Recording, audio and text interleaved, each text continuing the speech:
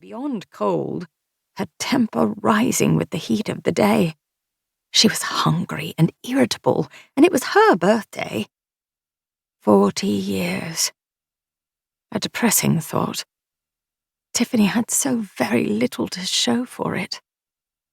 Picking up the spoon, she cracked the egg in front of her. This small act of rebellion brought a smile to her lips. She poured herself some hot water from the kettle to drink. If Uriah didn't come down now, he would be late for work. She shook her head and had to bite her lower lip to keep from giving her half-brother a piece of her mind. No one cared for the opinion of dependent relatives and confirmed spinsters, which was silly. They saw more than anyone else because they were always on the fringes, and she would be hanged before she allowed him to ruin this wonderful position and lose her cottage.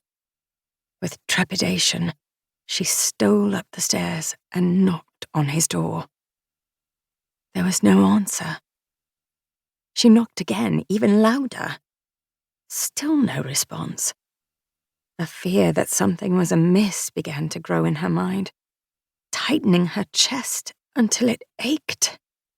Uriah had been a bear the night before, yelling that someone had stolen his diamond pin and complaining about the pain in his belly.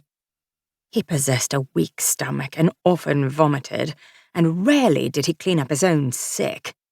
That pleasant task was left to her. Slowly, she opened the door and saw him in his bed.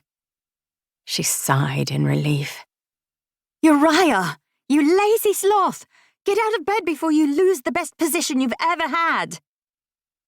It was at that exact moment that a rather unpleasant smell met her nostrils. He had been sick in the night, and a great deal of it was now on the floor that she had scrubbed the day before.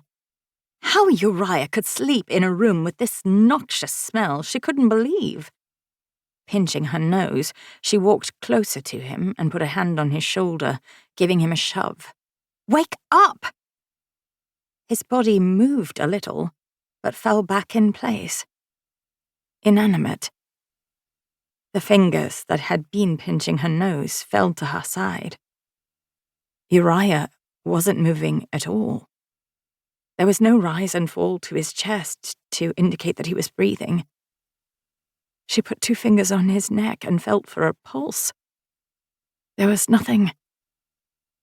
Her half-brother was dead in his 45th year.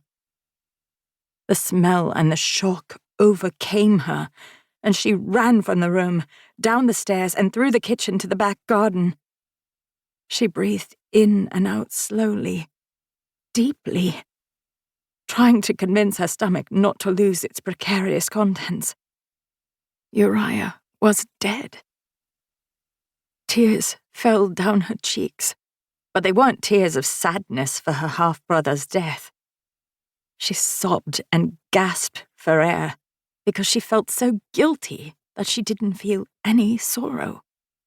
As a good Christian woman, she should be mourning the loss of a family member, weeping and wailing for the dead, praying that his soul would be safe in the arms of his Maker. But Uriah had not once thought of her comfort or preferences in all of her 40 years. She might have been a chair or shoe, useful but of no particular importance. Certainly not worth soliciting or listening to her opinions. No. Tiffany could not pretend she felt any sorrow at his passing, as much as she wanted to.